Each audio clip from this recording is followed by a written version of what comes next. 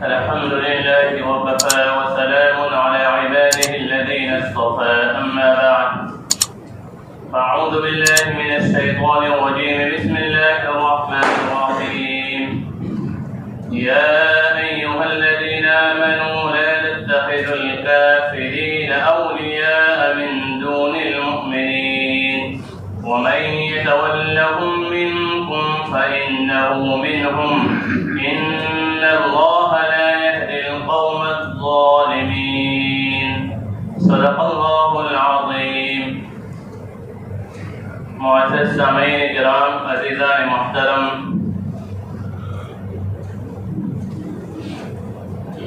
گزشتہ کئی ہفتوں سے سیرت مقدسہ کے متعلق آپ حضرات سماعت فرما رہے ہیں، اور گزشتہ ہفتے ہماری بات ہجرت مقدسہ آپ صلی اللہ علیہ وسلم اور صحابہ کی ہجرت کے تعلق سے بات ہوئی تھی کہ آپ صلی اللہ علیہ وسلم نے کس طرح ہجرت کی. آپ ابو ایوب انصاری کے یہاں آ کے مقیم ہو گئے. انس بن مالک رضی اللہ تعالی عنہ فرماتے ہیں کہ ہمارے گھر میں آپ صلی اللہ علیہ وسلم نے انصار اور مہاجرین کو جمع کیا. ان کی تعداد 90 تھی. 90 تھے یہ لوگ.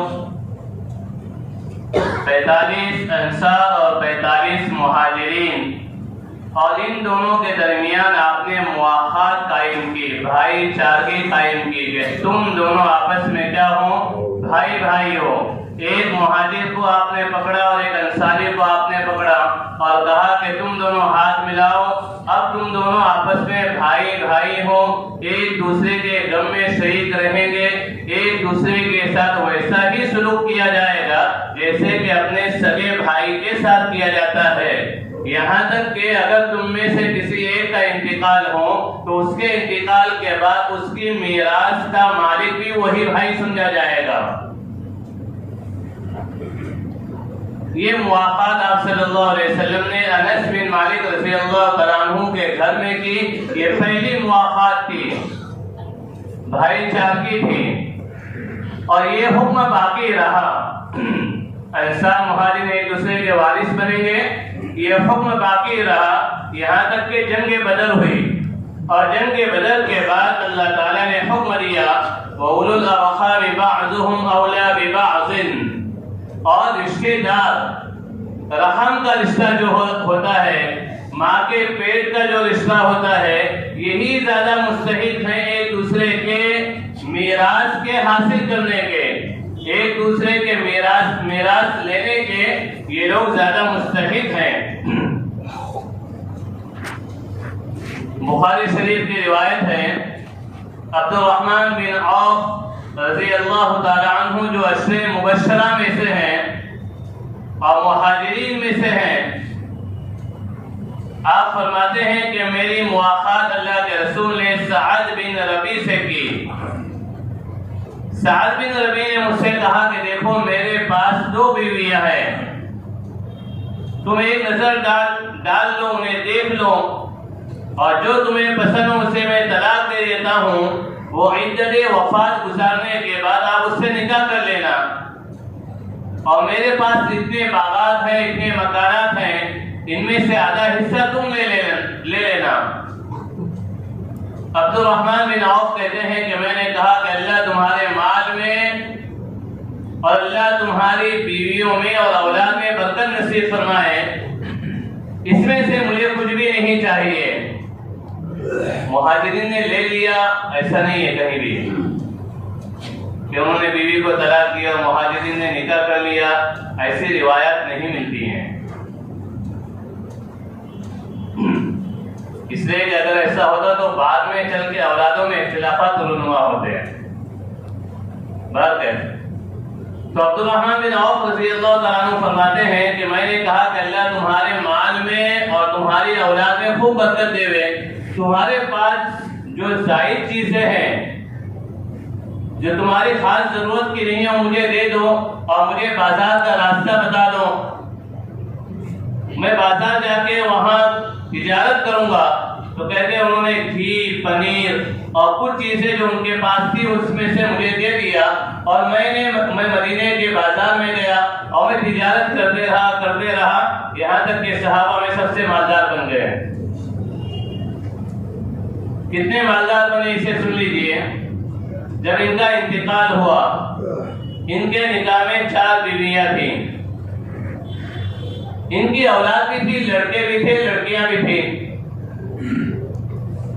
بیوی کو جو حصہ ہوتا ہے اولاد ہونے کے بعد، اگر کسی آدمی کا انتقال ہوتا ہے اور اس کے لڑکے اور لڑکیاں ہیں تو اس صورت میں بیوی کو جو حصہ ملتا ہے کل مال کا 8واں حصہ ملتا ہے۔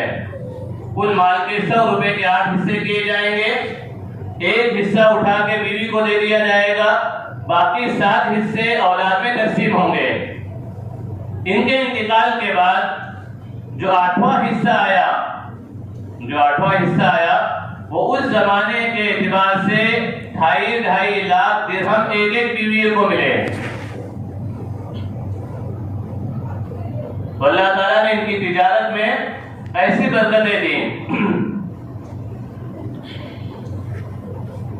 تو میں یہ بات عرض کر رہا تھا کہ اللہ کے رسول نے مہاجرین اور انصار کے درمیان مدینہ میں آنے کے بعد پہلا کام یہ کیا کہ موافقت قائم کی، بھائی چارگی قائم کی۔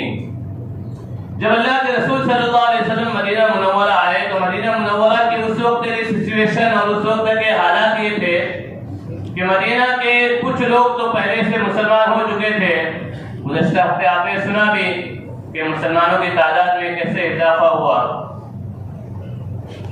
اور کچھ لوگ ایسے تھے جنہوں نے اب تک اسلام قبول نہیں کیا تھا، اور تیسرے وہ لوگ تھے انصاریوں کے علاوہ، انصار کے اوس اور خزرج، یہ جو 2 قبیلے تھے، ان کے علاوہ تیسرے 3 قبیلے اور آباد تھے جو یہودیوں کے تھے۔ بنی قینقاع یہ قبیلہ مدینہ منورہ کے اندر ہی آباد تھا، مسلمانوں کی یعنی اوس اور خزرج کی بستیوں سے لگے ہوئے ان کے مکانات تھے۔ دوسرے 2 قبیلے یہود کے بنو نذیر اور بنو قریظہ، یہ دونوں مدینہ کے باہر ان کی آبادی تھی۔ یہ اصل عربی نہیں تھے، یہ ایران اور اس کے اطراف کے رہنے والے تھے۔ وہاں جب مجوسی لوگ بادشاہ بنے، آتش پرست لوگ جب بادشاہ بنے تو انہوں نے اہل کتاب پہ بڑا ظلم و ستم کیا۔ ان کے ظلم و ستم کو وہ لوگ برداشت کرتے رہے، لیکن جب ظلم و ستم حد سے زیادہ بڑھ گیا تو لوگ وہاں سے کسی طریقے سے راہ فرار انہوں نے اختیار کی اور مدینہ میں آ کے بود و باش اختیار کی، اور پھر انہوں نے عربی زبان بھی سیکھ لی، عربی لباس بھی پہننے لگے، اور اپنے نام عربی لوگوں کے نام کی طرح نام بھی رکھنے لگے۔ لیکن ان کے دلوں میں ان سے ہمیشہ نفرت رہی۔ قالوا ليس علينا في الأميين سبيل، اللہ تعالیٰ فرماتے ہیں کہ وہ لوگ کہا کرتے تھے، یہود کہا کرتے تھے ليس علينا في الأميين سبيل، یہ لوگ امی ہیں، ان پڑھ ہیں، جاہل ہیں، ہماری کوئی گرفت نہیں، اگر ہم نے ان کا مال دبوچ لیا، ان کے مال پہ قبضہ کر لیا، ان کی زمینیں ہم نے لے لی تو ہم پہ کوئی گرفت نہیں ہے۔ یہ سود خور اس زمانے سے تھے، سود خوری کی عادت ان کی اسی زمانے سے تھی، اور اسی سود خوری میں ان لوگوں نے اوس و خزرج کی بڑی بڑی زمینیں لے لی تھی، اور اوس و خزرج کو آپس میں لڑاتے تھے، اور ان کے بہانے کے طور پر بنو نذیر اوس کے ساتھ تھے اور بنو قریظہ خزرج کے ساتھ ہو گئے تھے کہ ہم تمہارے کیا ہیں، حلیف ہیں، دوست ہیں، اور آپس میں ان کو خوب لڑایا کرتے تھے۔ تیسرا یہ 3 قبیلے جو تھے، بنو قینقاع جو مدینے میں آباد تھا، یہ اتنا زیادہ فتنہ خور نہیں تھا، لیکن یہ 2 قبیلے بڑے فتنے خور تھے۔ اللہ کے رسول صلی اللہ علیہ وسلم کے آنے کے بعد انہیں بڑی تکلیف ہوئی۔ بخاری شریف کی روایت ہے، غالباً صفیہ بنت حیی بن اخطب رضی اللہ عنہا جو امہات المؤمنین میں سے ہیں، اللہ کے رسول سے نکاح ہوا، یہ کہتی ہے کہ میں چھوٹی تھی، میرے ابا اور میرے چچا نے جب سنا کہ ایک نبی آئے ہیں مدینہ میں تو یہ لوگ دونوں کے دونوں نکل پڑے، اور وہاں سے آنے کے بعد جیسا کہ روز کا معمول تھا کہ جب بھی یہ دونوں آتے مجھے بہت چاہتے تھے، میں فوراً ان کے گود میں چلی جاتی، مجھے گود میں اٹھا لیتے۔ جب یہ واپس آئے تو میں ان کے گود میں گئی تو میرے ابا نے مجھے گود میں اٹھایا اور میرے چچا نے مجھے گود میں اٹھایا، اور آپس میں بات چیت کر رہے تھے کیا یہ وہی نبی ہے؟ تو میرے ابا نے کہا ہاں یہ وہی نبی ہے، تو ہمیں اس کی اطاعت کرنی ہے۔ میرے ابا نے کہا کہ ہرگز میں اس کی اطاعت نہیں کروں گا یہاں تک کہ اس کے دشمنی میں مر نہ جاؤں، یہاں تک کہ اس کے دشمنی میں مر نہ جاؤں۔ تو یہ نبی کو پہچانتے تھے۔ عبداللہ ابن سلام مشہور واقعہ ہے، بخاری شریف میں ہے۔ عبداللہ ابن سلام کہتے ہیں کہ پہلے دن میں بھی حاضر خدمت ہوا، اللہ کے رسول جب مدینہ میں آئے تو پہلے دن میں حاضر خدمت ہوا، آپ کو دیکھ کر آپ کی علامات کو میں نے پہچان لیا۔ دوسری روایات میں واقعات طویل بھی ہیں، مختصر یہ کہ میں نے آپ کو پہچان لیا اور میں نے اسلام قبول کر لیا۔ جب میں نے اسلام قبول کر لیا تو میں نے کہا یا رسول اللہ، یہ یہود لوگ جو ہیں یہ الزام تراشیوں میں بڑے مشہور و معروف ہیں، الزام تراشی کرنا ان کے یہاں بالکل عام سی بات ہے۔ آپ ایک کام کیجئے، یہودیوں کے قبیلوں کے جو سردار ہیں ان کے لیے نام ہے، انہیں بلائیے اور میں پیچھے چھپ جاتا ہوں، آپ ان سے پوچھئے کہ عبداللہ ابن سلام کیسا آدمی ہے۔ اللہ کے رسول نے ان کے سرداروں کو بلایا تو بہت سے یہودی ان کے ساتھ بھی آ گئے۔ اللہ کے رسول نے سوال کیا کہ دیکھو عبداللہ ابن سلام کیسا آدمی ہے؟ انہوں نے کہا کہ عبداللہ ابن سلام ہم میں بڑا عالم ہے اور ہمارے بڑے عالم کا بیٹا ہے، اور ہم میں سب سے بہتر آدمی ہے، اور ہم میں سب سے بہتر آدمی کا بیٹا ہے۔ عبداللہ ابن سلام کہتے ہیں کہ میں پیچھے سے سن رہا تھا، جب انہوں نے جملے کہے تو میں باہر آ گیا اور میں نے کہا کہ اشہد ان لا الہ الا اللہ واشہد ان محمدا عبدہ ورسولہ، میں اس بات کی گواہی دیتا ہوں۔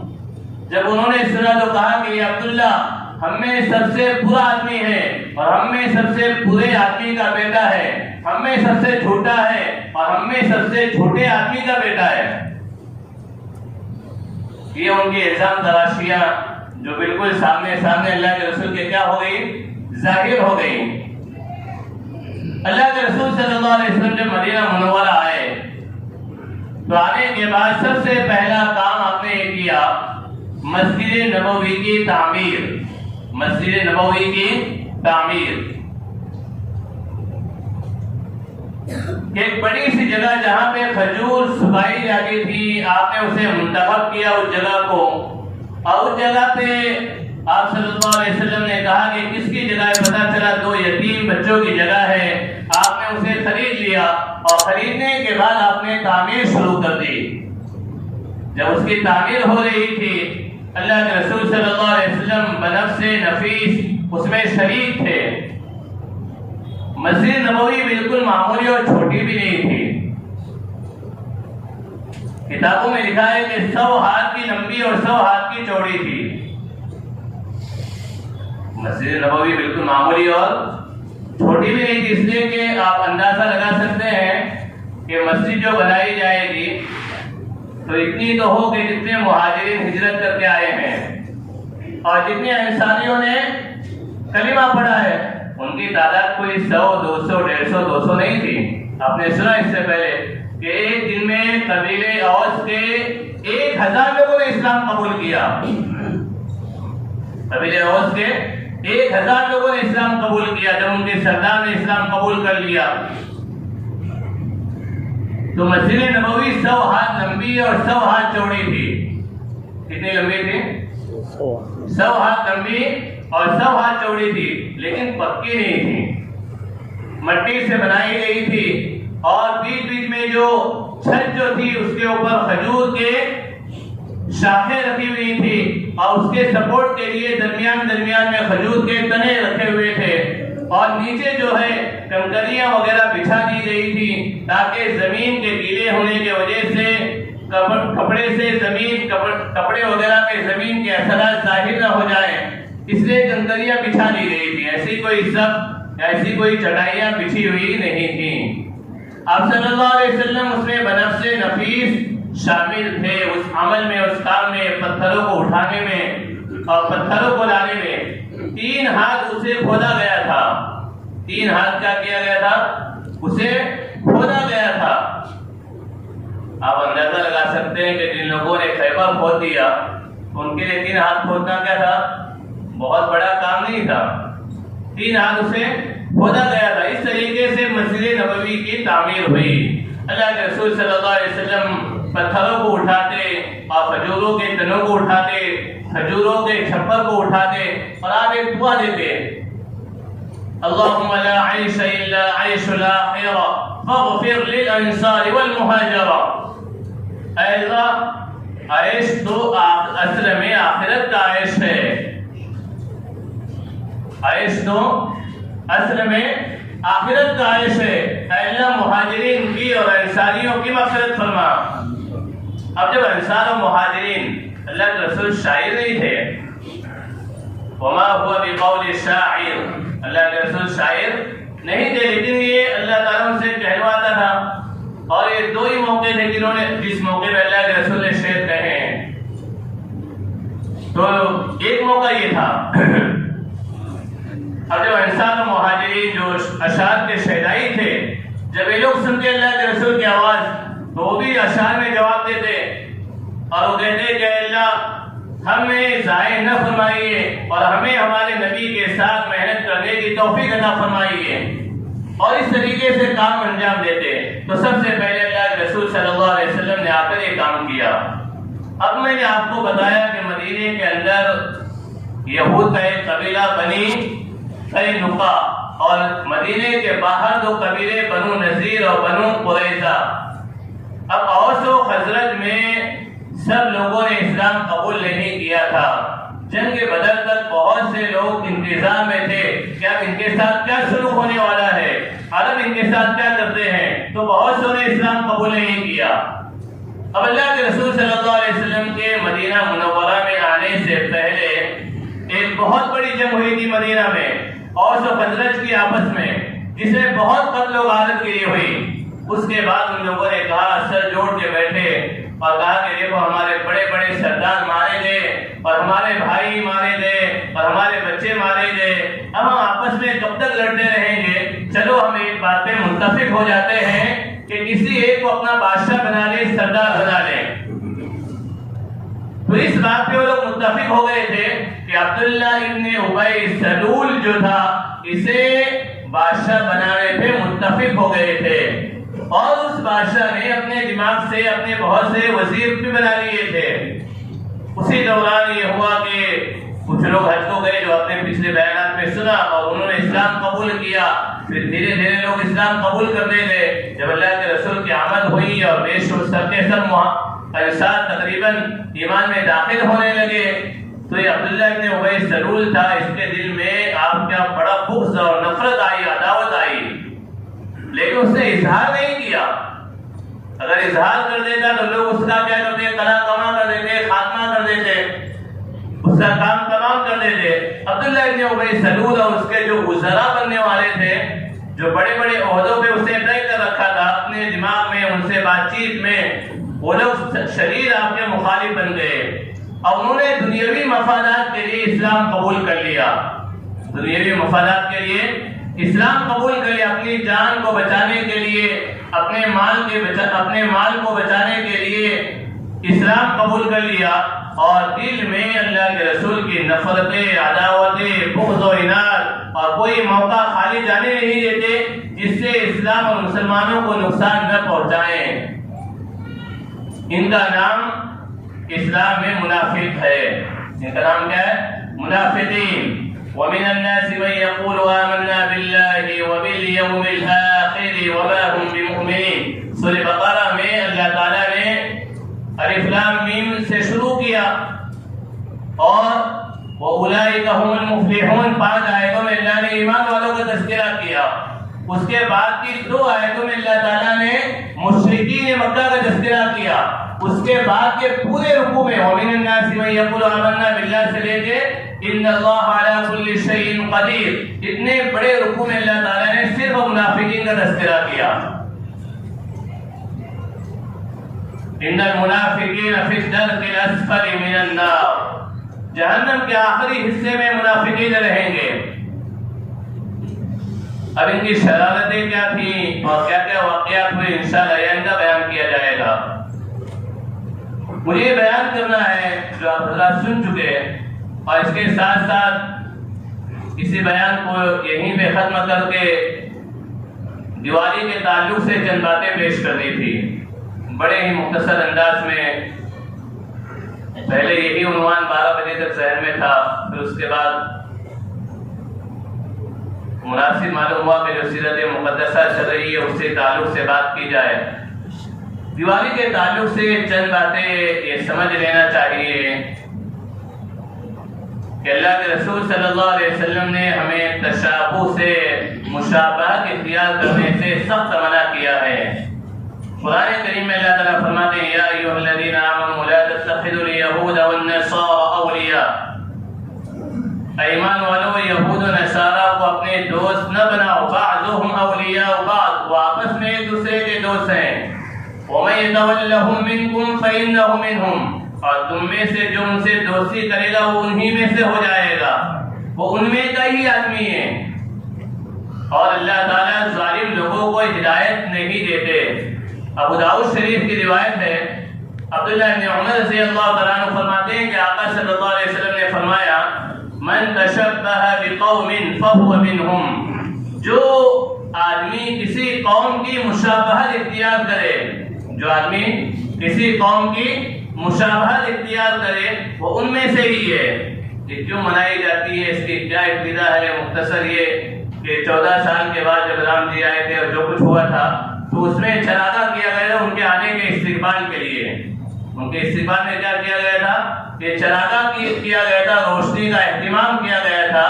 تو اس روشنی کا اہتمام کرنا جو الحمدللہ ہمارے گھروں میں نہیں ہوتا ہے, اس پر تو اللہ کا احسان ہے.